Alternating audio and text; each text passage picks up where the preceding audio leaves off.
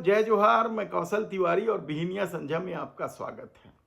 बलौदा बाजार की घटना को लेकर राजनीति तेज हो गई है। एक तरफ बेगुनाह लोगों को पुलिस या प्रताड़ना की खबर बड़ी होती जा रही है, तो दूसरे तरफ पुलिस ने भी बड़ी कार्रवाई शुरू कर दी और कई लोगों को गिरफ्तार किया। अब तक 150 लोगों के आसपास गिरफ्तारी हो गई है, जिसमें भीम आर्मी के पदाधिकारी भी बड़ी संख्या में शामिल है। और इसे लेकर ही अब भीम आर्मी के प्रमुख चंद्रशेखर आजाद छत्तीसगढ़ पहुंचे थे। उन्होंने राज्यपाल से भी मुलाकात करके सीबीआई जांच की मांग की, तो बलौदा बाजार जाकर वहां जनसभा को संबोधित करते हुए भी सीबीआई जांच की मांग की और उन्होंने भी कहा कि राज्य सरकार बेगुनाह लोगों की गिरफ्तारी कर रही है। लेकिन सबसे बड़ा सवाल तो यह है कि क्या चंद्रशेखर की राजनीति छत्तीसगढ़ में चल पाएगी? ये बेहद ही महत्वपूर्ण सवाल है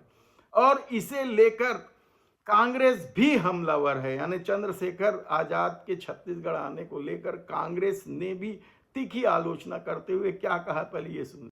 भीम आर्मी प्रमुख जिस बात की चिंता आज कर रहे हैं, कांग्रेस पार्टी तो उस चीज की लड़ाई पिछले 1 महीने से लड़ रही है। बाबा गुरघासीदास जी के प्रतीक चिन्ह को नष्ट करने वालों के जो असली दोषी हैं उनके खिलाफ कड़ी कार्रवाई की जाए। बलौदा बाजार में जो हिंसा के दोषी हैं उनके खिलाफ कार्रवाई की जाए और जो निर्दोष हैं उनके खिलाफ कार्रवाई बंद की जाए। ये कांग्रेस पार्टी लगातार मांग कर रही है, हम इसके लिए आंदोलन भी कर चुके हैं। छत्तीसगढ़ में जिस तरीके से 2 पार्टी ही आमने सामने रहती, कांग्रेस और भाजपा ही आमने सामने रही अब तक के चुनाव में, लेकिन एक चुनाव पहले यानी 2018 के चुनाव में अजीत जोगी की पार्टी जनता कांग्रेस ने बहुजन समाज पार्टी के साथ गठजोड़ करके 7 सीटें तो हासिल कर ली थी, लेकिन पिछले चुनाव में वह फिसड्डी साबित हुई। बहुजन समाज पार्टी की भी स्थिति पिछले चुनाव में और खराब हो गई। तब ऐसी परिस्थिति में सतनामी समाज ने जो बलौदा बाजार में आंदोलन किया था और उसके बाद जिस तरह की घटना हुई थी, वह अपने आप में बेहद ही शर्मनाक घटना थी और पूरी तरीके से इस घटना के लिए विष्णुदेव साय सरकार जिम्मेदार है कहा जाए तब भी गलत नहीं होगा।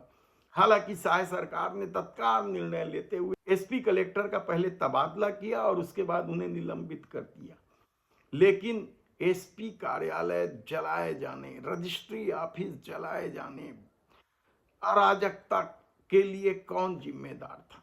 शासन प्रशासन क्यों हाथ पर हाथ धरे बैठे रही और अब घटना के बाद किस तरह का खेल खेल रही है, यह भी किसी से छिपा नहीं है।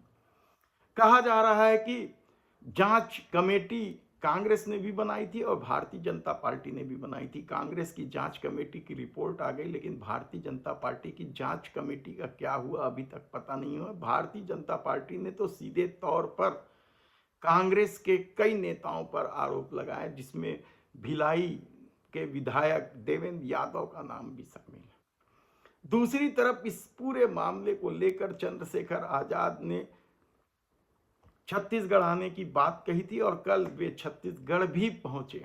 देश में राष्ट्रपति के अभिभाषण पर चर्चा में सबसे ज्यादा लोगों ने यदि किसी को सुना और देखा तो वह चंद्रशेखर आजाद थे।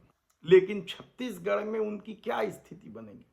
क्या भीम आर्मी खड़ा हो पाएगी? ये बेहद महत्वपूर्ण सवाल है। लेकिन अब जो परिस्थितियां बनी है, जो दिखाई दे रहा है, उसने तो साफ कर दिया कि प्रभावशाली बिल्कुल नहीं था। यानी वोट बैंक की जो राजनीति, सतनामी समाज के वोट बैंक की जो राजनीति की जा रही है, उसमें चंद्रशेखर आजाद अब तक तो सफल नहीं हो पाए हैं। अब देखना होगा कि आने वाले दिनों में भीम आर्मी छत्तीसगढ़ में किस तरीके से पैर पसारती है